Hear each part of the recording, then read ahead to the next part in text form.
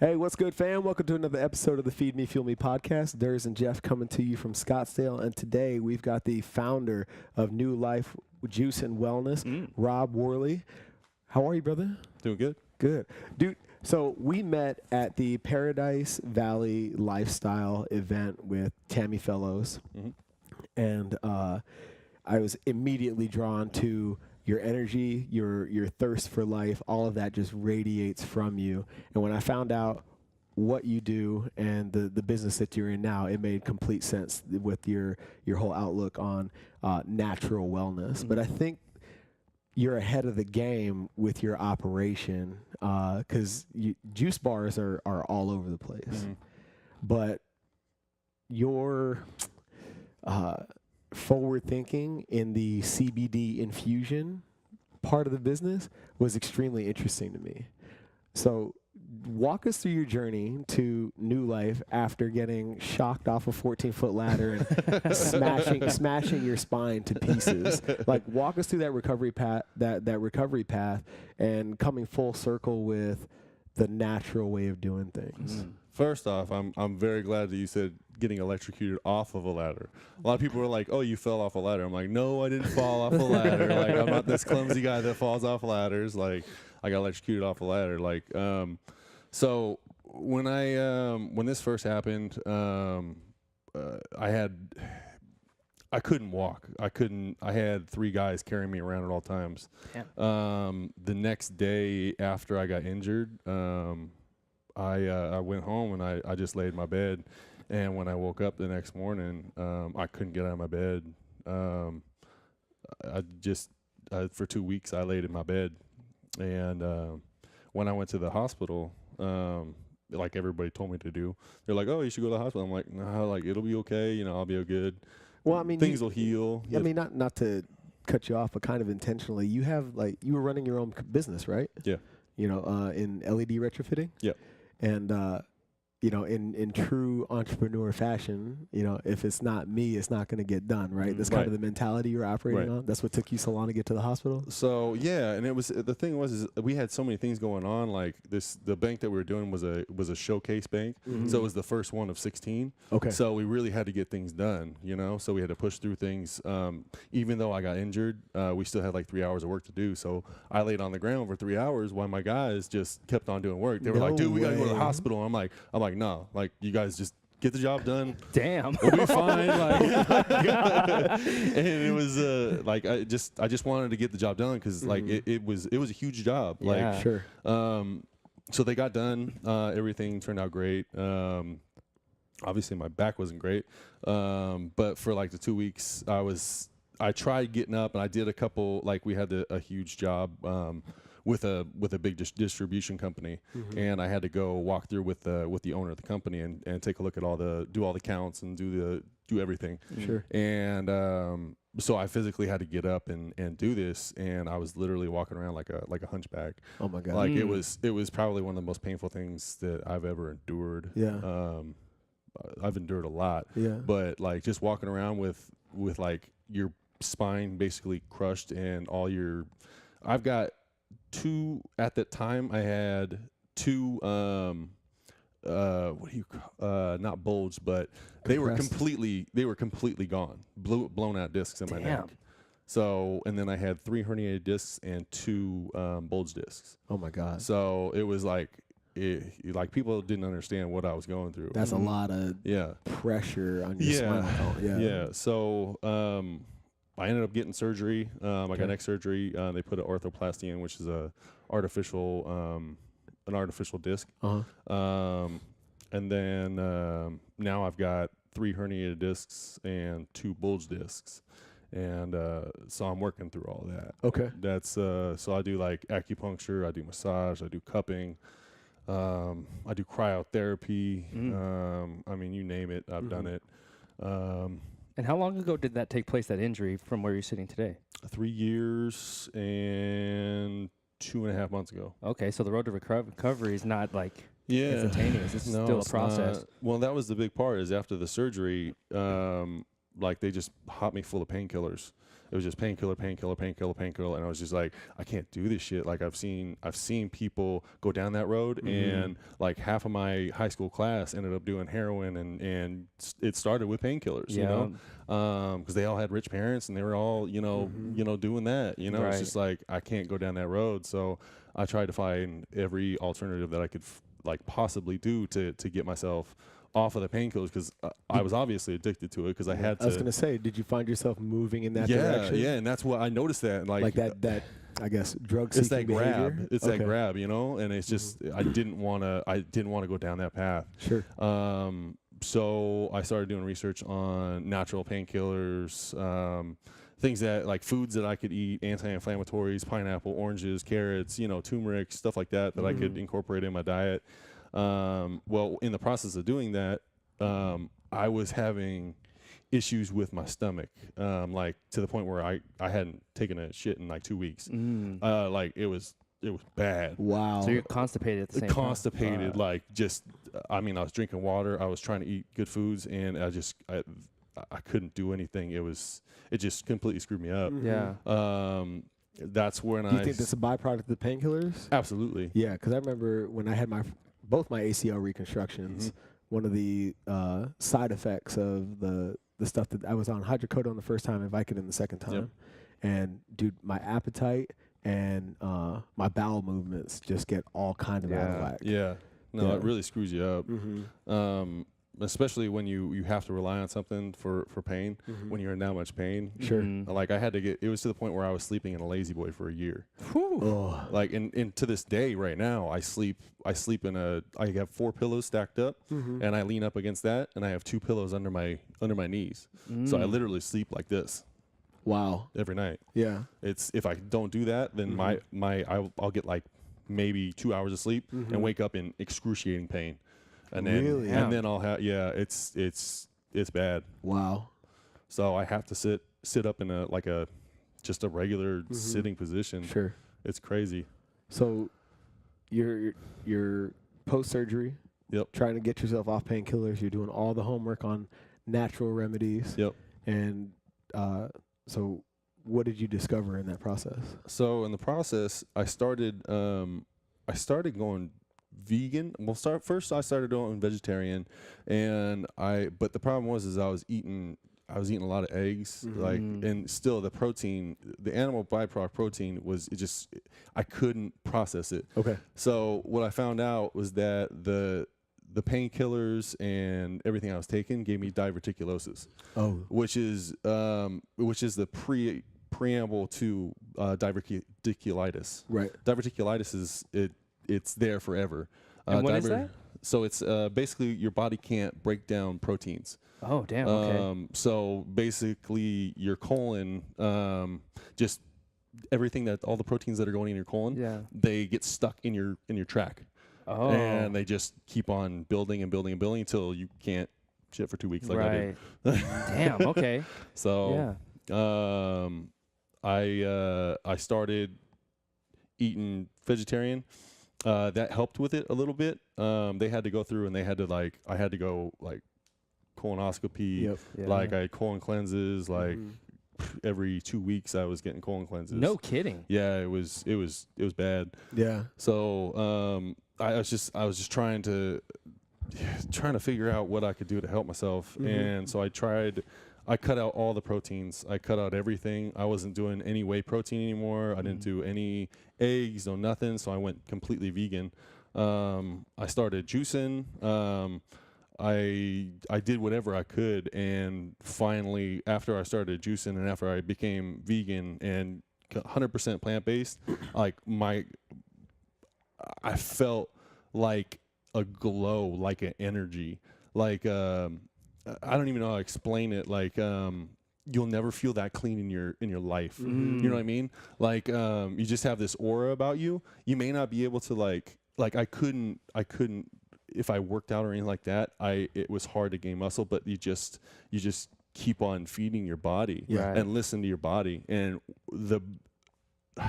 the loudest I've ever heard my body scream, feed me, is when I went vegan. I was just, my body was just like, give me more, give me more, give me more, you know? So it was really freaking awesome.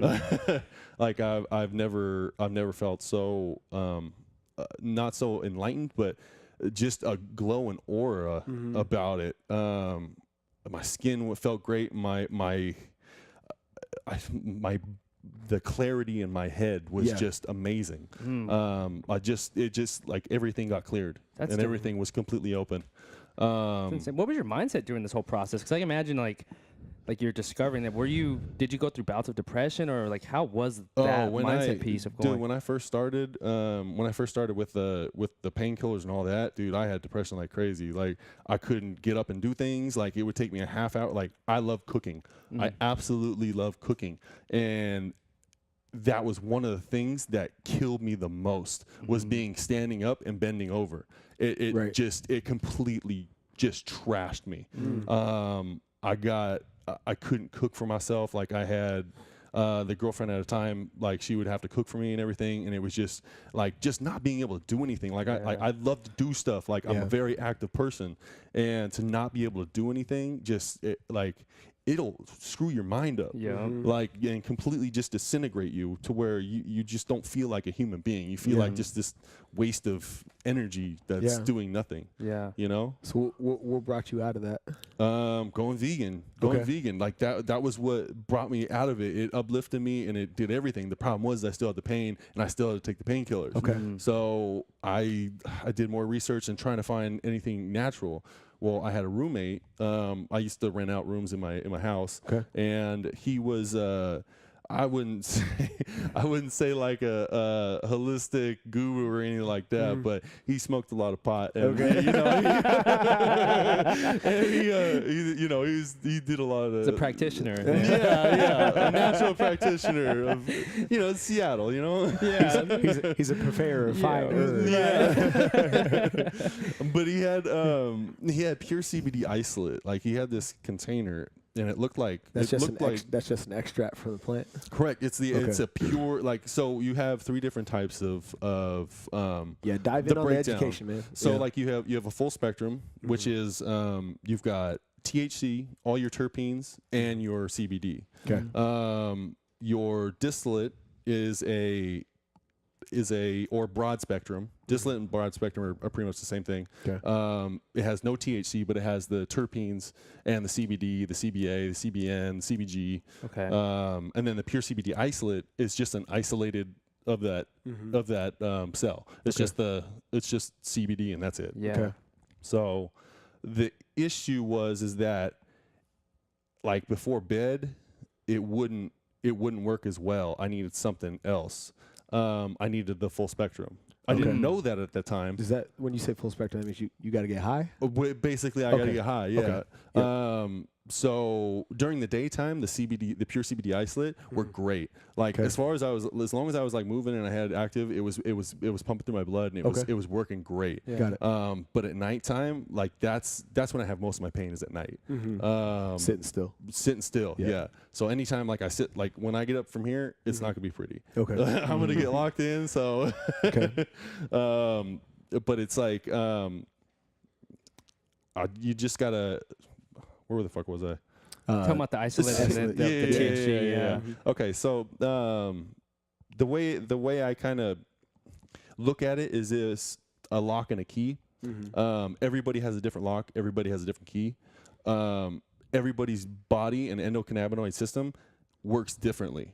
Like everyone is not going to act the same through every single thing. So like my body works best at night with the pure CBD, or not the pure CBD, but the full spectrum. So a little bit of THC in there, and it helps me stay to sleep. I have a patch that I wear every night. It's a slow release and it just releases throughout the night. And I wear that, and then when I wake up, I take the patch off. If I wear it through the day though, I can't have it during the day because it gets me stoned. Because it's got a little bit of THC in there. So and my brain is just not fully alert. Got it. So I have to take the patch off, and that's when I use the pure CBD isolate. So it's kind of like a balance thing, and you just got to figure out what works for you. You know what I mean? So that's kind of what I did, and then I went traveling for a couple years, and I just was on like this little search to find who I was and what I wanted to do. Yeah. And it started coming down to when you go to like some of these Asian countries and you start going to like Europe and stuff like that, and you see how people live and how humble these people are, like you really gain and grasp what life is really about. Like a couple times, so I drove a motorcycle through Vietnam, through Thailand, through Cambodia, through Laos, and I went about 18,000 miles through Asia on motorcycle. Wow. And I like to go off of like random. If I see a path, I'm just like, okay, let's go see what's down there. Right. You know? Yeah. As we were talking about earlier, Robert Frost, path less traveled by. Right. Like I love to see what other people are never going to see because they stay on that same path. You know what I mean? Yep. Not too many people like to get off the beaten path and like to make that gamble on life, you know? Sure. I'm exactly opposite of that. Like I love to gamble everything because I want to experience life to the fullest. Right. So I'd go in these villages and I just turned down a random road, and then a couple times I got stuck at night and I didn't know where I was going because GPS don't work out there, you know? Right. And like villagers like would invite me in, and like one time this family had 5 kids, and the mom and the dad, and they had this little farm, and like the cows and all the it was like these cows it was just bones, you know? Yeah. Like it was just, it was bad. Like they're emaciated, huh? Yeah, just like crazy. I couldn't, and then I look back in our farms and stuff like that, and you see all these fat cows and what they do with that, and I'm just like, holy cow, like this is crazy. But they invited me in, and we literally had rat for dinner. Like farm fresh rat. Farm fresh rat. Yep. But it was the coolest thing ever. Like I didn't speak their language. You know, I knew how to say like hello and thank you, but that was about it. And they didn't speak English. So we were just basically like sitting and in the foreign exchange, man, you know, sometimes it's a lot of the time, I should say, that's all you need. Yeah. You know, the ability to either in sign or in spoken word, the ability to express gratitude will get you a long way. Right. Yep.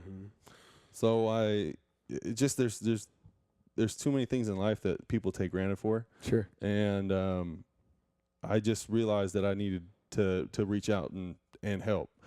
I wanted to do what I did for myself and pass that along to everybody else that I could possibly do it to. Sure. I just didn't know how to do it. I didn't know which facet to do it. At first, I just wanted to do like a smoothie bar, and I'm just like, I'm great. I'm going to help some bodybuilder or something like that. Right. That's not going to do anything. Sure. And then I looked back to my past, and I just really started going back to my past and what did I do? What did I do to get me to this point? And it was the juice. You know, I needed to incorporate juice into it. So I went out and I bought six juicers, all the top of the line juicers, and I started doing it. And then I started doing my research on the juicers, and I'm just like, all these juices are garbage. Like they're all masticating, and the masticatings aren't as bad, but like the centrifuge juicers, like all these other companies out there, like I don't want to let you like name drop or anything like that, but like they use these centrifuge juicers, and the number one killer in nutrients is oxidation. So the more you oxidate something, the more it kills the nutrients in it. The more you mean like the more it's in circulation? Correct. So they use these the centrifuge juicers that they're spinning at 15,000 RPMs per second. Okay. So they're literally killing the nutrients as they're juicing it. Okay. Interesting. So within 15 to 30 minutes, you're literally drinking sugar, and that's it. Oh, damn. Wow. That's it. Okay. So what I decided to do is, and I still have all the juicers. They're sitting up in my kitchen all across the top. I don't even use them anymore because they're a waste of time. Like a boneyard? Yep, that's exactly what they are. Yeah. They're a boneyard. They've been retired. Okay. Yep. And so I went out and I did my research on how to keep the nutrients in it the longest possible. So I found a cold press juicer. I like all these companies kept on saying, "Oh, this is a cold press juicer. This is a cold press juicer," and like I'm doing research on it, and they're like $700-800, and I'm just like, okay, cool, let's get it. And then I started doing it. It's the same thing. It's a centrifuge juicer. Yeah. Okay. Same stupid thing. Yeah. And so what is cold press supposed to be? So cold press, what you do is you take the fruit or the vegetable, whatever you're doing, and you're basically grinding it into a heavy pulp. Okay. You're not it's not enough to oxidize it. You're just grinding it into a smaller thing, so it's easier to juice. Got it. So you put that in a bag, and then that bag goes into a 30,000 pound per second or per inch hydraulic press. Okay. And the hydraulic press presses the juice out of it. So not only are you getting absolutely every drop of juice that you possibly can get, you're also maximizing your nutrients. Right. So you're not burning them all out with the centrifuge juicers. You're not masticating everything and taking, like a masticating juicer will take you 2 hours to juice 10 bottles of juice. It's crazy. It still takes an hour to do 10 bottles of juice with the cold press juicer. But they last for 3 to 5 days. So you can bottle it and it's fresh for 3 to 5 days. You know what I mean? Sure. So why do something in front of somebody when they can only drink for 15 minutes when you can do something and they can take a whole thing home, and they can have health and wellness all the way throughout their day, and all the way throughout the next 3 days or the 5 days, depending on the acidity of the food. Okay. Interesting. So, I'm sort of going back to your trip in Asia. What was it about like the Asian journey or culture that resonated with you to create what you have now? Because, was it the holistic view on wellness they have, or what was it that resonated? Their whole outlook on life is natural. On all these Asian countries, 99% of their diet is vegetation, plant-based. 99% of it. The only people that you see eating meat are like the rich folk and stuff like that. Okay. And if you look at the research, like in China or Japan or anything like that, the areas that the more influential or rich areas per se, those are the places that are having more cancer. They're having more disease. It's the places where they're eating vegetation and plant and have a plant-based diet. Yeah. These people are living until they're 100. 105, 110. It's crazy. Where is it? Where did I read it? In Okinawa, I guess they have the longest lifespan in the world right now. I think their average citizen lives past 80 or something like that. Something crazy. Yeah. Really? Yeah. But they're plant-based. Yep. Fisherman culture. Yeah. But yeah. And they don't even eat the fish. They sell it. That's crazy. It's just industry for them. Yep. Yeah. That's super interesting. Yeah, because I hear that a lot from people who take the, that journey wherever they're going to go, like especially the Asian culture. It's like that culture's so receptive to the outside population, and in areas, whether it's the health or like the culture in itself, like their belief system, like they are diehard about that, and they don't impress it upon you. It's just one of those things that they just are. That's who they are. That's their being, and it really resonates with a lot of people. I know that they take that journey, they come back more enlightened for whatever reason.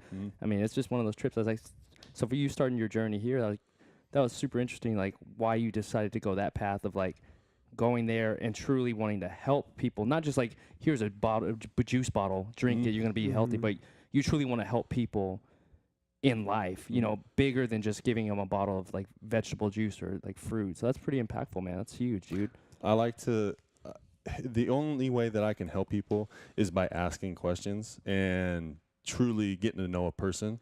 So throughout every single day, like I've got customers that come in there, and sometimes I'll spend an hour and a half, 2 hours with one customer just trying to see how I can help in the best way possible.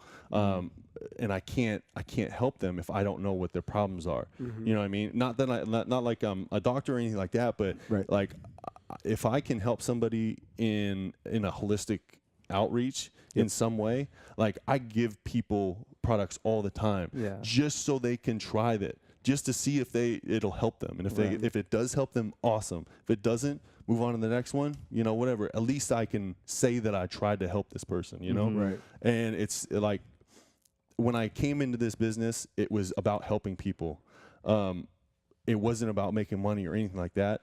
Now that I have employees and I have to pay and I have a payroll, like, it's starting to become about money. But so I have to just keep the mental focus, and I really need to like keep on the mental train of where this all originated from, and what the original goal of this was intended for, and it was for helping people. So I constantly find myself reverting back and just going through pictures of Asia and going through, like, I've got like 30,000 pictures on my phone. Wow. And just like all the people that I took pictures with, like all the villagers and stuff like that. Like I love to take pictures with people, and I love hugging. Like, hugging is... That's the first thing you told me, man. when I met him at Tammy's event. I go to shake his hand. Hey, I'm Michael. He's like, oh, before I introduce myself, we can hug. And going back to that, like, it was weird going in there because the first person that I gravitated towards was you. For some reason, like, I just walked into this place, and he was like dapper, and he was in like a little corner kind of thing. Like, it wasn't like he was like right out in the open, like, hey, here's me. Like, he was just out in the back, and for some reason I gravitated right to him. And then I found out that we were in the magazine together, and I was just like, holy cow, like, this is like it's very serendipitous. It felt like everything was in line, like it was meant to happen. You know what I mean? Well, it was, just that, not to get too far off your story, but being in that room, Jeff and I have been in similar situations, with Max, where you're just in a room where the collective energy is just, it's almost overwhelming. And one thing I noticed about that specific setting, as opposed to other quote unquote networking events that I've been to, everybody led with the give. They want to know about you, your mission, your vision, whatever, your story, and then how they can use their resources, their network to help you level up. Right. And that is extremely rare. It wasn't the, oh, well, what can you do for me type conversation. Right. It was, what can I do to help you? Yep. You know what I'm saying? Yep. And to have the movers and shakers that were in that room that have that same mentality for each other, it was so massive. Everybody that I talked to had their hand in some kind of, like, so many volunteers. Like, everybody there was huge into that. Like, I coach for it's called Miracle League of Arizona. They take disabled kids and they give them a chance to play baseball. And I had no clue about this, and when I met my girlfriend, I had no clue what she did for like 2 weeks. Like, we were dating. We never really talked about work or anything like that. And then she told me about what she did, and I was like, can you take me to the field? Like, I would love to see this. And she took me to this field, and like, instantly I started crying because, like, fuck. You're good. You're good, bro. You're good. No, like, so baseball was my thing, like, when I grew up. And to, like, help these kids out to get to do something that I knew I loved to do. But in society now, like, you don't get, those kids don't get a chance like that. You know what I mean? Sure. And to give those kids that chance and to see their faces and how they react, like, it is the coolest thing ever. Just to see these kids just smiling and laughing and having fun and high-fiving and hugging, you know, it's cool. It's just it's real life. You know, it's not this day-to-day, circulation of crap. It's real human interaction. And that's another way that you can just help people, is just by volunteering. And people don't realize that what an impact it can have on your life, and how humbling it can really be. You know, it's helping other people out is what life should be about. It is the biggest thing that is missing in the United States. Is people just don't give a fuck. They could care less about people with that are less fortunate. And it's just, I mean, it's getting better. It is getting better. But in hindsight, people just need to start helping out the communities more. And without the help from the communities, like you're not going to have a strong community. It's just going to be just people living in apartment complexes, just living there, working at Intel or working at GoDaddy or whatever, and just living that same little life, Ready Player One, like that movie. Yeah, exactly. Where'd you cultivate that mindset for giving? Is that something that's always been a part of you? Because I mean, that's I've always been a giver. I like with all my friends. I've always, if somebody needed something, I've always been there I'll drop anything I'm doing and help out a friend. I can't tell you how many. So I can't even get into it. I've helped a lot of people. Yeah. And I don't ask or expect them to pay me back or anything like that. It's just something. Man, I can't even get into it. Yeah. There's too many things that I have a lot of issues with how much I give, because a lot of people don't return the favor. Right. I feel like I get taken advantage of a lot. Oh, sure. And it hurts me a lot because I have been taken advantage of a lot. Right.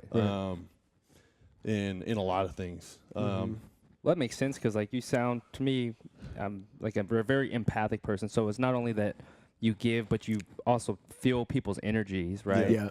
And so like once you let them in that bubble of like your trust and your giving, they're essentially taking from you and not filling your cup back up for yourself. Yeah. And like you're used to giving people and filling, but you're not great at receiving those gifts back, so to speak, right? Yeah. And so you need to have that as well. You need somebody to fill your cup. And I know it can be tough sometimes, because I have that same type of like energy system, right? Yeah.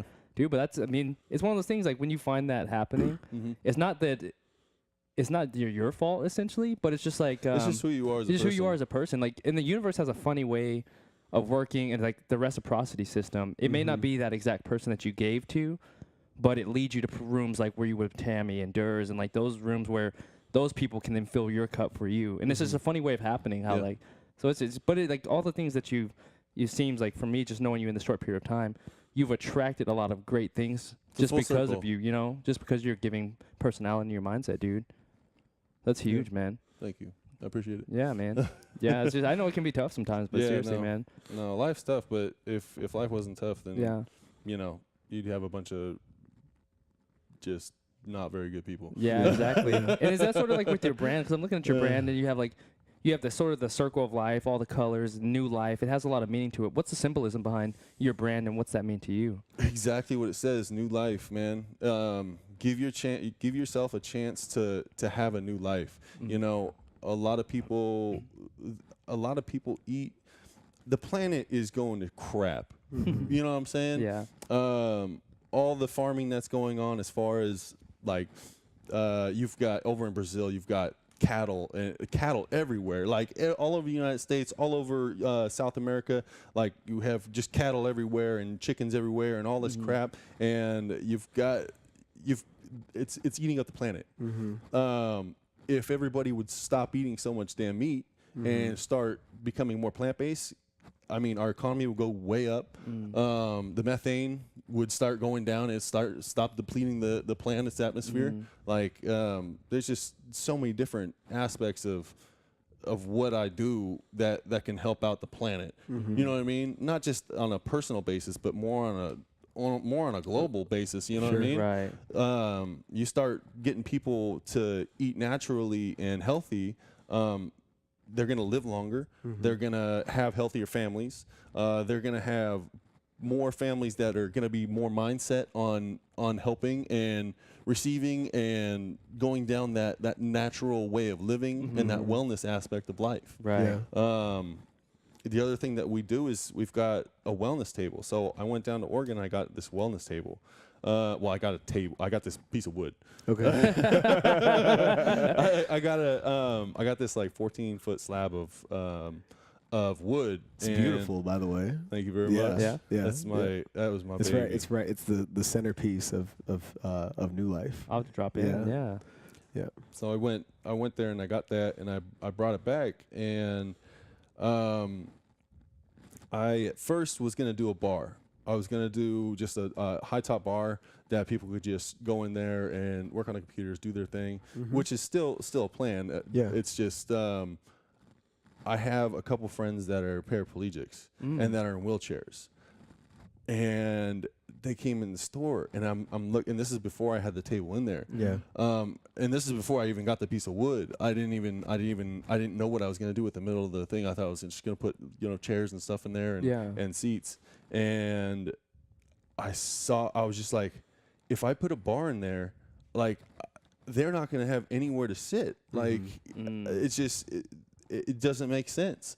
I can't fully help everybody that I can because they can't sit here. Right. And I feel like I've been throwing them out to the wind. You know what I mean? Yeah, sure. So when I got it, I did all the measurements as far as wheelchairs and what the average height was. Is that the ADA? Yeah. So I did that, and my buddy Sean is one of my customers and a friend, and now I feel comfortable with him coming in. Now he has a place to sit. That's and now awesome. he can. So he had his birthday last week, and he brought in like 8 of his friends, and he was able to sit there with his friends and and enjoy and have a good time. That's awesome. So it was really cool. Yeah. That's so forward thinking of you though. Yeah. To have the clarity of your vision and your mission to help as many people as possible, to be forward thinking enough to just in the construct of your business, but if I do it this way, I've now limited the amount of people I can help. Right. So I'm going to make a change. Right. That's awesome. Yeah. Where did you come to marry CBD and juice? Because we know a lot of people in the juice space. We know a lot of people in the CBD space. Nobody's doing what you're doing. And I find it extremely innovative to marry those two. Well, it was leading back to the story. So the juice helped me out with my diverticulosis. Your gut? My gut. But I still had my pain. And I still was taking the painkillers. So like I said, my roommate, he had the pure CBD isolate. He just put it in a capsule and he gave it to me. Okay. I mean, it looked a little sketch, It was this white powder, and I'm like, okay, here we go. So I took it, and like instantly, probably like a half hour later, I was almost pain free. Like I was just like, this is a game changer. Like this is gonna help me like huge. But the problem was the cost. It was like $600 for this little container of CBD. Really? Yeah. Okay. So it was expensive as hell. But it helped me so much. So the problem was at sleep though. Sleep time, it wasn't helping me go to sleep because the pain it gets pretty intense at sleep. Yeah. Sure. So that's where I had to incorporate a full spectrum. Right. But I went to these other places like the dispensaries and stuff because I lived in Seattle, and they had it was like a 1-to-1. So they had like 50% CBD, 50% THC. Problem was it got me loaded. Okay. Like I would get high as fuck, and I couldn't even I couldn't even fall asleep because I was so high. I was just like like paranoid and everything, you know. So so I had to find something to kind of kill it, and I started looking at strains of weed that were high CBD, low THC.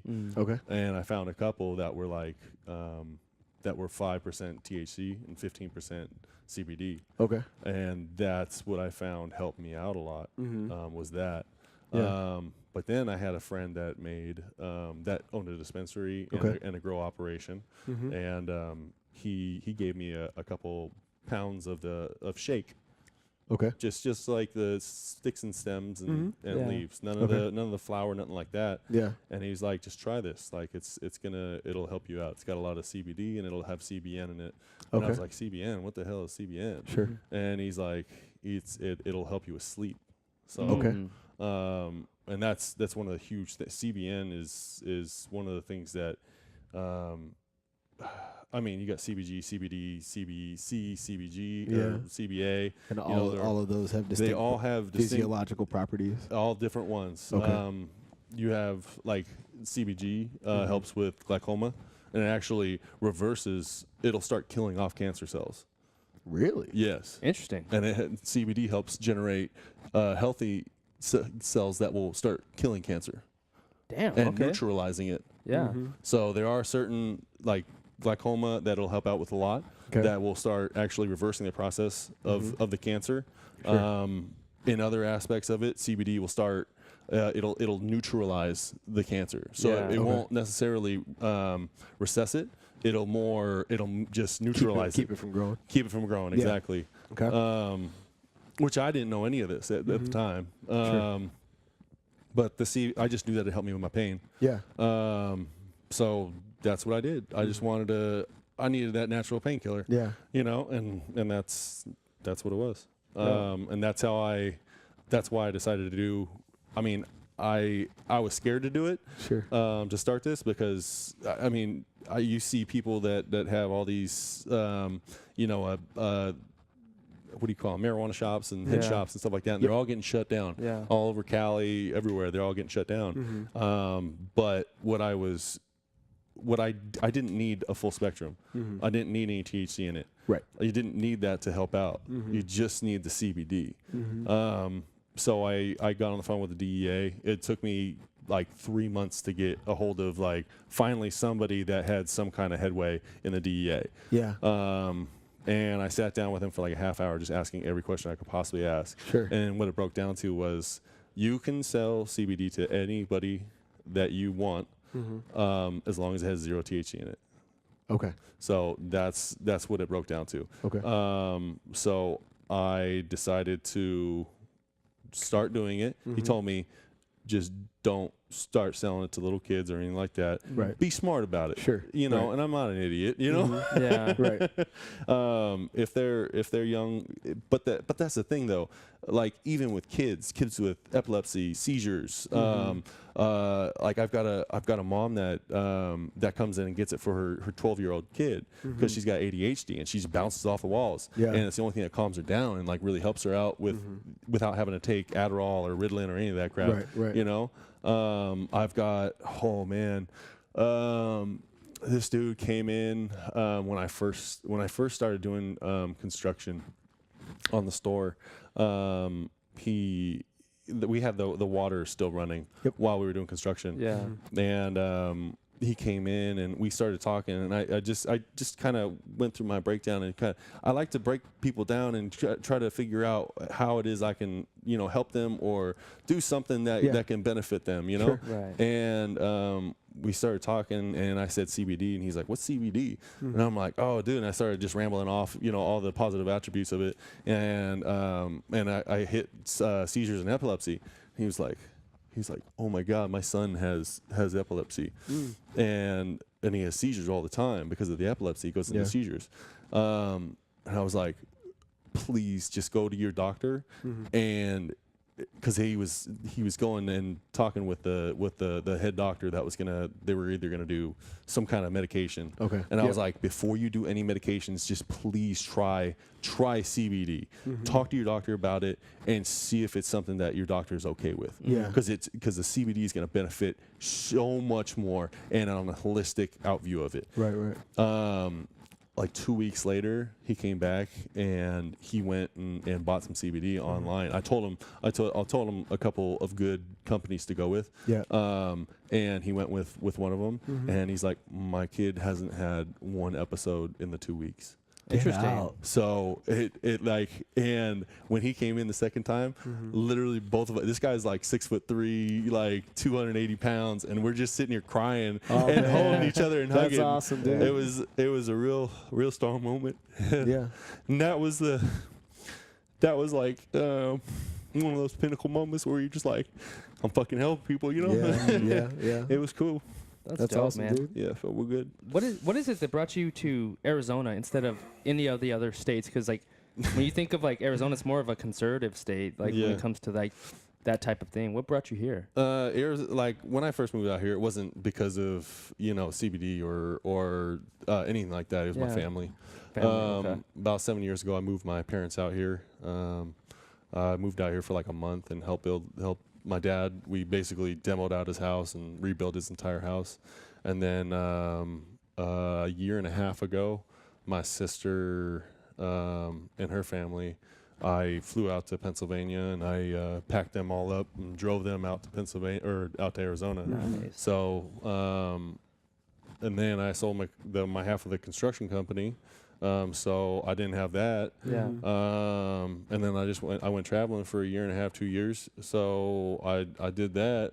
And then I had a girlfriend at the time, and that went really well. And she lived in Arizona, and I was just like, what else do I have to lose? Like, and I hate the rain, you know. This is home base. Yeah, that's super interesting because you hear a lot of people in CBD, like especially the Colorado market. So I would think like that'd be like the natural choice.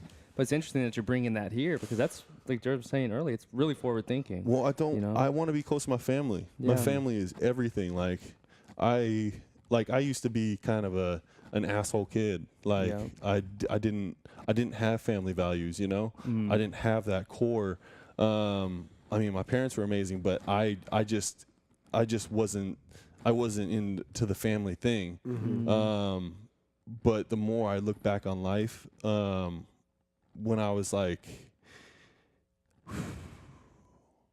man, I got a lot of tough stuff going on.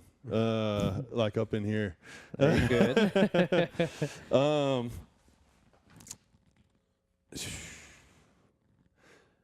So my father committed vehicular manslaughter when I was like 9 years old. And he went to prison for 4 years. And for those 4 years and moving forward, I blamed myself. I blamed myself until I was like 28, 29. And I didn't, by doing that, I kind of shut myself off to my family. I wasn't close with them. I wasn't there for them, you know, like they were there for me. And I didn't realize it.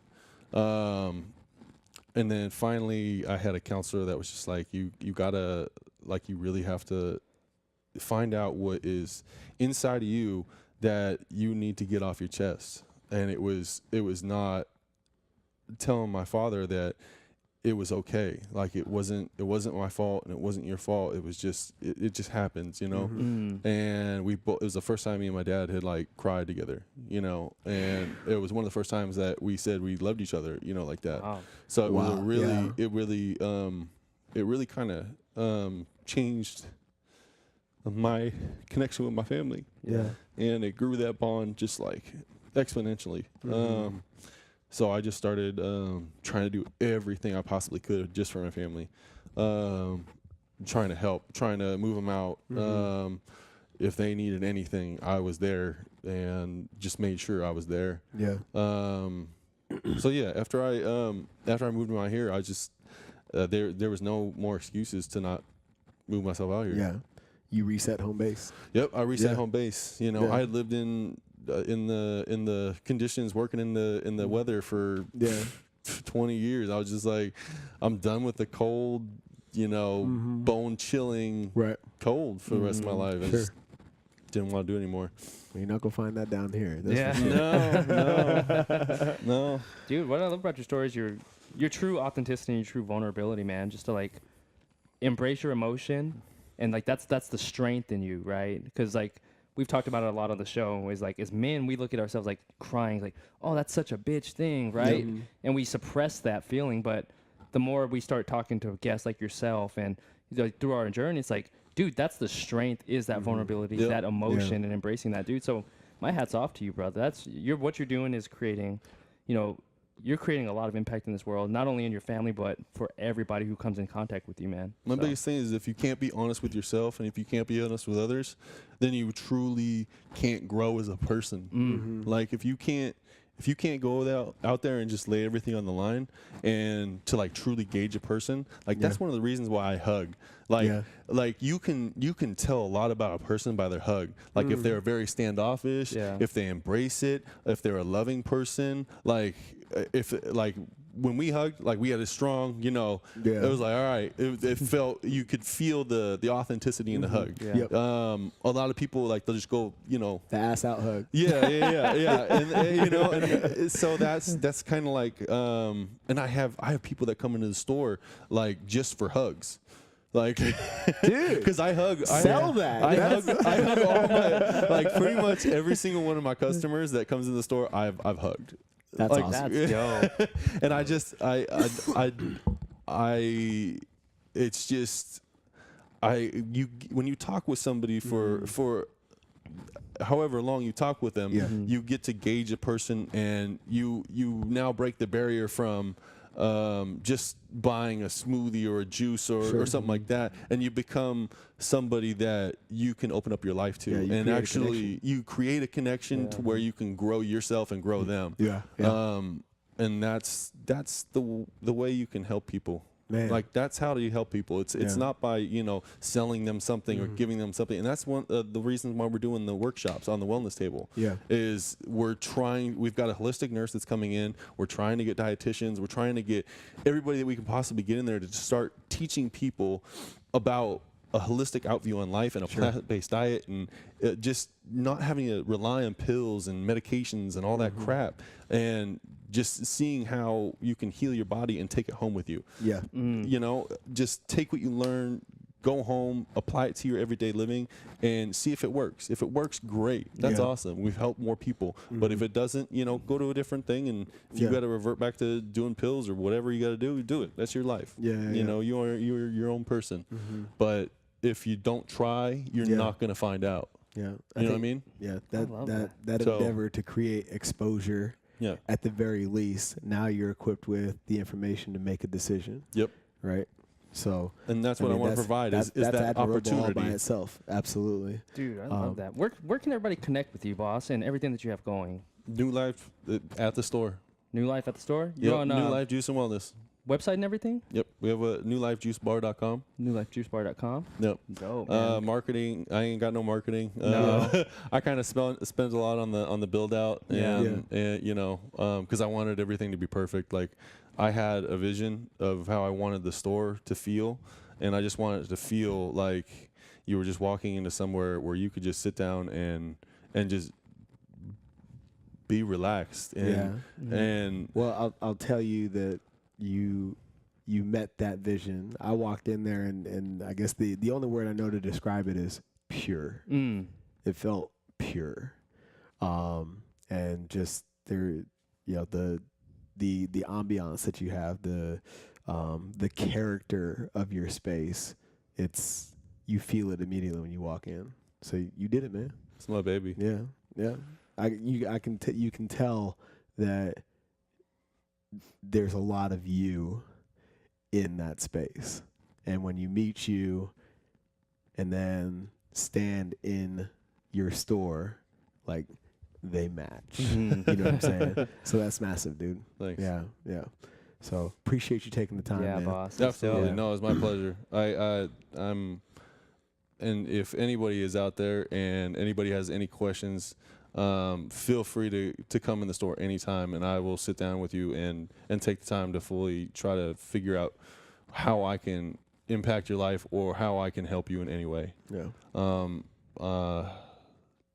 Where's the store located by address? It's in Scottsdale, off of East Via Linda and Mount V Road. Okay. Dope. Well, that all dialed up, man. Appreciate you, big dog. Yeah, absolutely. Give you the hug right there. I'm worried about the helicopter piece. I love you, brother. Hey, man, appreciate you. Hugs and him, baby. You know, that's right. If you guys are in the Scottsdale area, make your way up to New Life and check it out. You got a solid operation going on there. Extremely helpful, knowledgeable people in your store, and you know, just ask for Rob, and he'll get you hooked up. Yeah, man. Appreciate you, brother. Appreciate you guys too. Thank you for having me on. I appreciate it. Thanks for being here, boss. Until next time, guys. Feed me, fuel me.